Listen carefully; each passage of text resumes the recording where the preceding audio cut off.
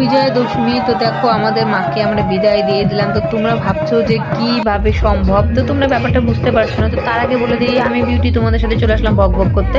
তাহলে এভরিওয়ান, কেমন আছো তোমরা? সবাই ভালো আছো আর আমি ভালো আছি। তো ভালো আছি এখন, আগে ভালো ছিলাম না। তার কারণ তোমরা বুঝতেই পারছো, পুজোর ভিডিওগুলো আমি লেটে দিচ্ছি। তার কারণ পুজোতে এত ঘুরেছি, তার মধ্যে শরীরটা অসুস্থ ছিল, একদম ভিডিও দিতে পারিনি। তো তোমরা একটু মানিয়ে নিও, তোমরা তো আমার বন্ধু, সব কিছুই তোমরা একটু মানিয়ে নিবে। তো তারপরে দেখো আমরা আমাদের গ্রামে দশমীতে চলে গেছিলাম। ওখানে হচ্ছে মাকে সিঁদুরদান করছিলাম সবাই মিলে।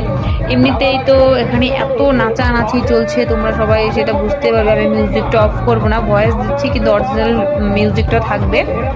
তো দেখো এখানে মাকে আমরা বরণ করে নিচ্ছিলাম, আমি মা সবাই, গ্রামের সবাই বরণ করে নিচ্ছে। আর আমাদের এখানে মানে এত নাচানাচি, মানে সবাই এই একটা দিনের জন্য সব মেয়েরা সব ছেলেরা অপেক্ষা করে থাকে, কারণ মন খুলে এই একটা দিন সবাই আনন্দ করে। তো আমি বাকি থাকবো কেন, যেহেতু বাবার বাড়ির দেশ, যা খুশি তাই করো না কেন, কোনো টেনশনই নাই, কোনো চাপই নেই।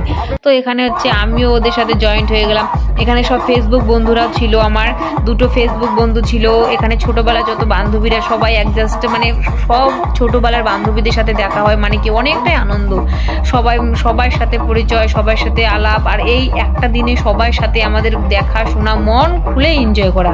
তো তারপরে আমরা এখানে সবাই মিলে নাচ করছি। আর এখানে নাচ করছি মানে কি, মানে নিঃস্বাধীন, কোনো চিন্তা নাই, কোনো ভাবনা নাই, কোনো টেনশন নাই। তো আমরা তো নাচ করতে পারি না, তবু তেরিং বেরিং নাচ করতেছি।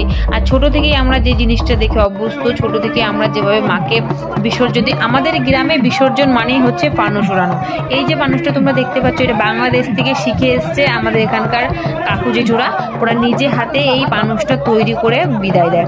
আমরা মাকে বিজয় দশমীর দিন যখন নাকি মাকে আমরা বিসর্জন দিই, তার আগে এই পানুসটা আমরা মানে এই পানুসের দ্বারাই মাকে আমরা বিদায় জানাই। এই পানুসটা একদম ঘরোয়াভাবে তৈরি, আর এটা উড়ানো হয় একদম ঘরোয়াভাবে, শুধু ধূপের ধোঁয়া আর শুধু একটা সলতা। যেরকম কেনা পানুসে থাকে অনেক কিছু, এটা অনেকটাই ডিফারেন্স। আর এটা একদম হাতে তৈরি, আর হাত দিয়ে সবাই ধ্বনি দেয়। তোমরা সবাই শুনতে পাবে, মিউজিকটা অরিজিনাল ভয়েস থাকবে, আমি একদম অরিজিনাল ভয়েসটা মানে ই করবো না, মিউট করবো না। তো এখানে তোমরা অরিজিনাল ভয়েস শুনতে পাচ্ছ, শুধু ধ্বনি। মা যে বিদায় হবে, মাকে আমরা আকাশপথে এভাবে বিদায় দিই, প্রতি বছরই বিদায় দেওয়া হয়। আর আমাদের গ্রামের এটা হচ্ছে ফেমাস বাজাহার কর্কচ অঞ্চল। যারা যারা চেনো তারা তারা অবশ্যই কমেন্ট করে বলো। তো আমার বাবার বাড়ির এখানে এভাবেই হচ্ছে মাকে বিদায় দেওয়া হয়। আর এই দিনটা আমরা যে যেখানেই থাকি, গ্রামে যত মেয়েরাই থাকুক, কারো যদি অসুবিধা না হয়, সবাই আসার চেষ্টা করে।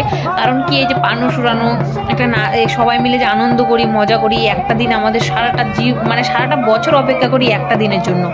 তো মন যতটা এই 1-2 ঘন্টা আমরা মানে এনজয় করি, কিন্তু তারপরে যখন এই পানুসটা উড়ানো হয়ে যায়, তখন মনটা খুবই খারাপ হয়ে যায়। তখন আর